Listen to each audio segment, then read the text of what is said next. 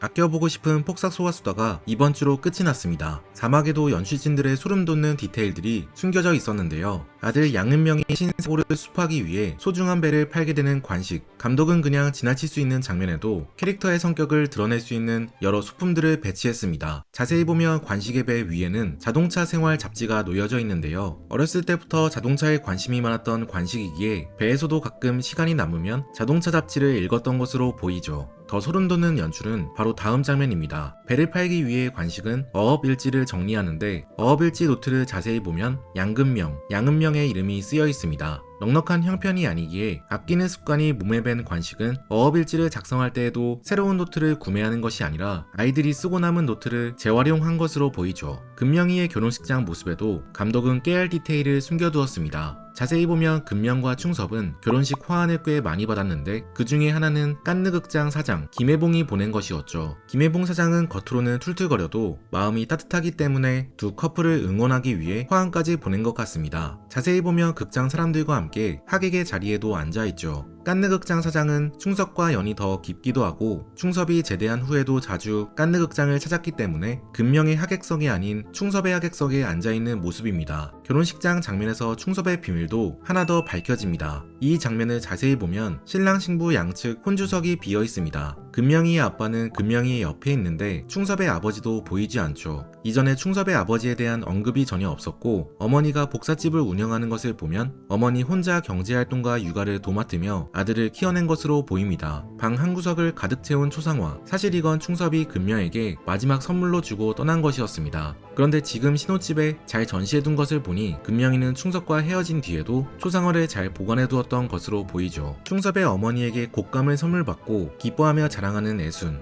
사실 애순은 그동안 주변 사람들에게 선물을 바치는 입장이었습니다. 아들 은명을 잘 봐달라고 학교에 화분이나 술을 사들고 가고 금명이를 예뻐해달라고 영범의 어머니에게도 봉투를 내밀었죠. 그런데 처음으로 애순은 뇌물을 받게 됩니다. 충섭의 어머니가 선물을 준 이유는 금명이 예뻐서도 있지만 자기 아들을 잘 봐달라는 부탁의 마음이 담겨 있었죠. 그 마음을 애순도 잘 알기에 애순은 너무 고마웠던 것입니다. 그래서 애순도 충섭의 어머니에게 귀한 꿀을 선물하죠. 이 장면에서 작가가 숨겨놓은 디테일이 하나 더 있는데요. 애순이 상길과 결혼할 뻔했을 때 상길은 애순의 집에 선물을 준다며 남이 준 물건을 들고 왔었습니다. 이날 애순은 사소한 선물에도 상대의 마음이 담긴다는 것을 배우게 되죠. 남이 준 선물을 가지고 온 상길은 애순을 존중하는 마음이 전혀 없었던 것입니다. 한편 충섭의 어머니가 보낸 편지에는 제일 좋은 감을 따다가 한 계절 내내 공을 들였습니다 라고 적혀 있습니다. 애순은 이 선물로 충섭 어머니의 진심을 알게 되고 금명의 걱정을 덜게 되죠. 결말을 담고 있던 사막에서는 각 캐릭터의 성장을 볼 수 있었습니다.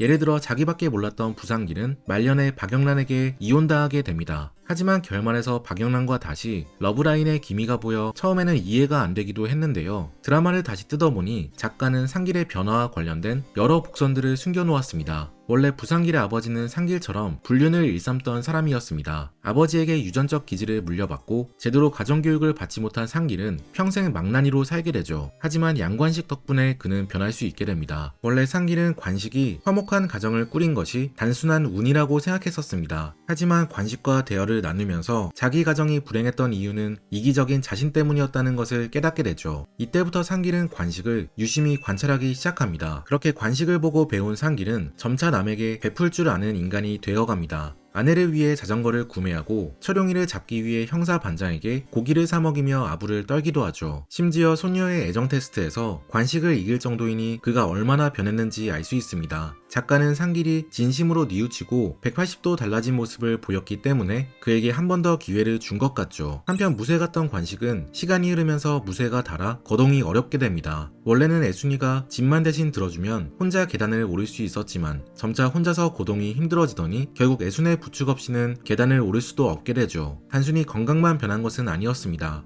애순과 함께 산 관식은 그녀를 점차 닮아갔습니다. 원래는 말이 너무 없어 애순에게 핀잔을 들을 정도였지만 이제 관식은 애순이 먼저 말을 걸지 않아도 오늘 하루 어떤 일이 있었는지 미주알 고주알 이야기하는 남자로 바뀌었죠. 폭삭 소가수다는 애순의 시점으로 진행되기 때문에 엄마에게 자주 투덜대는 금명이가 가끔 야속하게 느껴지기도 합니다. 금명이는 성격이 의젓해 부모에게 속 이야기를 잘 하지 않지만 그래도 엄마에게 꼭 저렇게 해야 할까? 조금 더 따뜻하게 말해주면 안 될까? 생각이 들기도 하죠. 하지만 하지만 이런 근명도 나이가 들면서 점차 변하게 됩니다. 딸을 키우며 엄마의 마음을 알게 된 근명은 아빠가 부탁한 대로 다정한 딸이 되었습니다. 바쁜데도 달에 최소 한 번은 엄마를 찾아가 엄마 손을 꼭 잡고 이야기를 나누죠. 책 사랑에 대해 내가 아는 모든 것에 따르면 한 인간의 존재는 지금까지 일어난 모든 일들을 다 더한 총합이라고 합니다. 부모와 어떠한 관계를 맺었는지, 이전 연애는 어땠는지 모든 것들이 벽돌처럼 쌓인 것이라 하죠. 천의 고아였던 애수는 이 집 저 집 식모살이를 하며 외롭게 살았습니다. 하지만 이제 그녀의 집은 가족들로 붐비게 되죠. 관식과의 연애로 고등학교를 중퇴하게 된 애수는 이제 노인들의 선생님이 되어 한글과 시를 가르쳐주고 있습니다. 그녀의 도움 덕분에 노인들은 한글을 읽게 되고 자신의 삶을 시로 써내려 갈 수 있게 되죠. 폭삭 소가수다의 결말에는 의외의 인물이 등장합니다. 억척스러운 애순의 엄마를 연기했던 염혜란 배우가 이전과는 다르게 세련된 모습으로 재등장했죠. 애순의 시를 읽은 그녀는 눈물을 흘리며 말합니다. 드라마에서는 시집의 편집장인 그녀가 왜 애순의 엄마 얼굴을 닮았는지, 왜 애순의 시를 보고 눈물을 흘리는지 구체적으로 설명해주지 않았습니다. 하지만 이전 장면에서 애순이가 이 좋은 세상 다시 좀 태어났어? 그 원하던 책상에 좀 앉아서 여봐라 좀 하고 살지 말한 것을 보면 애순의 엄마가 편집장으로 환생한 것처럼 보입니다. 이건 편집장 책상에 놓여진 사진들을 보면 더 명확해지는데 편집장은 자신도 모르게 항상 애순의 주변을 맴돌았습니다. 애순이가 버렸던 반지를 우연히 발견하기도 하고 애순이가 시장통에서 좌판을 폈을 때 엄마를 이끌고 애순이 좌판으로 가 매출을 내게 도와주기도 했죠. 취미생활로 다이빙을 즐기는 사진도 해녀였던 애순의 엄마가 환생했다는 것을 암시하는 사진인 것 같습니다. 폭삭 소가수다는 애순과 관식의 봄을 그리며 끝이 나는데 결과적으로 애순과 관식은 말한 것들 중 그 어떤 것도 하지 못했습니다. 평생 자식들 뒷바라지했던 애순과 관식에게 미국 여행은 사치였고 가끔씩 육지 관광을 다녀온 게 다였죠. 부부는 2층 집도 얻지 못했고 외식도 거의 안 했습니다. 하지만 비록 둘의 삶이 꿈꾸던 것과 전혀 달라졌다 하더라도 애순과 관식은 진심으로 행복한 삶을 살았습니다. 그건 서로가 서로를 아끼며 어떤 어려운 일이 있어도 두 손 꼭 잡고 함께 이겨냈기 때문이죠. 가슴 따뜻한 일화들이 가득했던 폭삭 소가수다.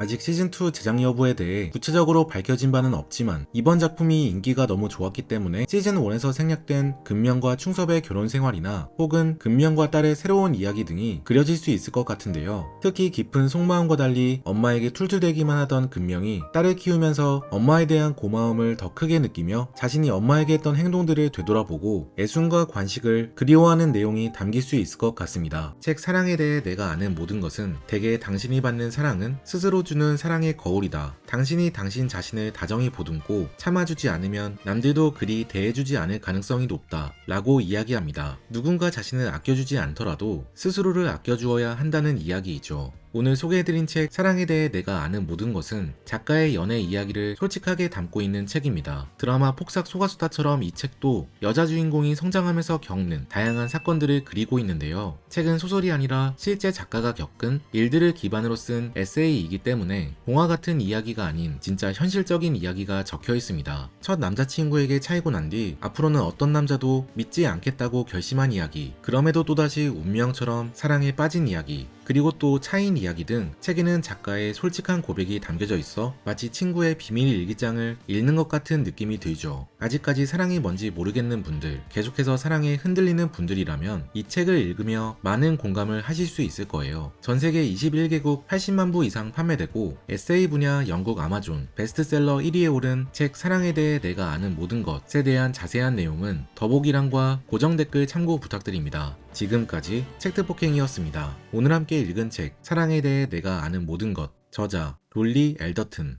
I know that I'm well away from being a perfect guy.